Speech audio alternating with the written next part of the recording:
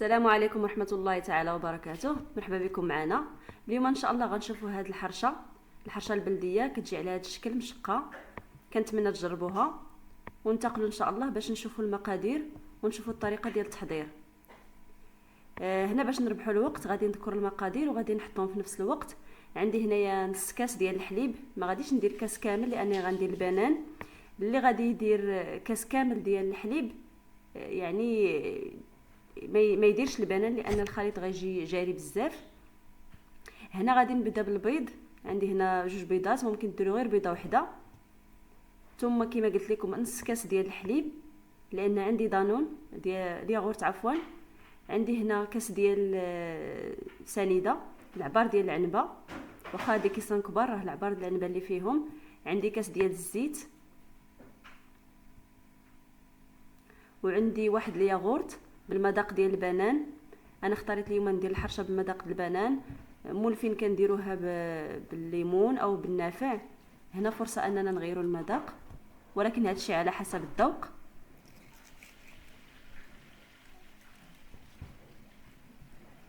ثم هنا عندي واحد الفاني، غادي ندير الامور السائله ثم غادي نطربهم مزيان مع بعضهم تيذوبوا.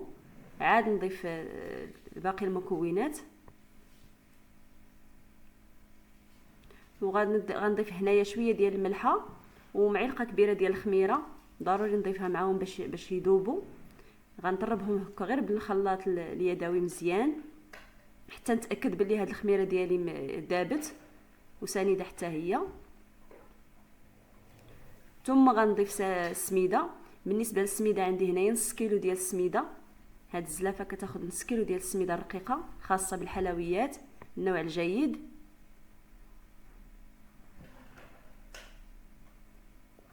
غادي نضيف نص ديال الكميه، غادي نطربها. ثم غنضيف كاس ديال الدقيق من النوع الجيد ديال الفورس. في هذه المرحله راه بديت كنحرك غير بشويه لان ما بغيناش الحرشه ديالنا تجي مدقسه، بغيناها تجي هكا الحبيبات ديالها مفرقين من الداخل. داكشي علاش غنبداو نحركو غير بشويه. ثم غادي نضيفوا الكميه المتبقيه ديال السميده،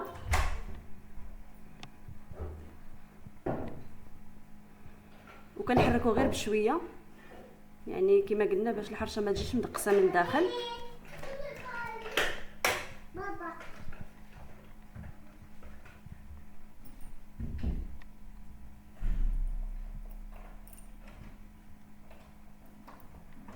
صافي هنايا راه كملت الخليط ديالي. غادي نخلي الحرشه ديالي انها ترتاح واحد 10 دقائق، غادي نغطيها بشي منديل ونخليها ترتاح باش تشرب السوائل ديالها وتكون سهله في التشكيل.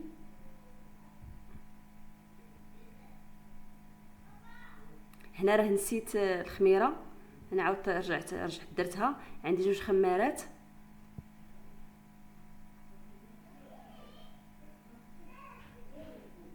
صافي هنا غنحرك غير بشويه، غير الخميره تختفى صافي غادي نحبس.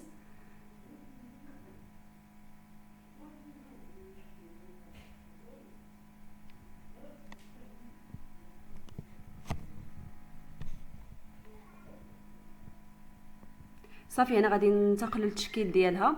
هنا عندي هاد الليمون الصغيورين ديال هاد لي طاختوليط، هنا دهنتهم بالزبده ورشيتهم بالسميده. ثم هنا عندي السميده الغليظه خلطتها مع شويه ديال الكوك، هذا الشيء اختياري، ممكن ديروا غير سميده عاديه. ثم هنا عندي هاد المغرفه دهنتها حتى هي بالزبده ورشيتها بالسميده باش هذيك الحرشه ما تبقاش تلصق ليا وحتى يدياتي ما يعمروش ليا بالحرشه. صافي هنا غنبدا نهز كميه وغنحطها عادي، يعني ما غاديش نقرصها ما والو، يعني انا بغيتها تكون حرشه عاديه ما غاديش تشد الشكل ديال هذا المول الصغير. كما كتشوفوا يدي راه بقاو نقيين والمغرفه حتى هي راه بقات نقيه. شتي يعني هذه فكره مزيانه اللي كيواجه المشكل في هذاك التشكيل، حيت هذيك ملي كنبداو نهزو ونحطو في يدينا في السميده حتى العجينه ديال الحرشه كتضيع. يعني حتى العجينه كنلقاو راسنا في الاخر ضيعنا واحد الكميه. هكا كيبقاو يديك نقيين وكيبقاو حتى هاد الحاجه باش كتهزي نقيه. صافي. بالنسبه للفران راه انا شعلته وسخون، اللي كنعرفوا الحرشه خصها تدخل الفران يكون سخون مزيان. كندخلوها لتحت يعني تحت العافيه حتى كتشق وكتفقع علينا، عاد كنطلعوها للفوق. بالنسبه للفران ديال الغاز صافي هي على هذا الشكل. انا اختاريت انني نديرها في هذا ليمول باش ما تشوطش ليا من التحت. عندي فران ديال الغاز بعد الخطرات كيخطفها ليا من التحت. وصافي دابا ملي خرجت من الفران هي جات على هذا الشكل. كنتمنى تعجبكم، وكنتمنى الا كيعجبكم الوصفات ديالي انكم تدعموني في هذه القناه وتشتركوا وتخليوا لي تعليق وتخليوا لي جيم. ها هما الحريشات ديالنا حطيناهم بهذا الشكل.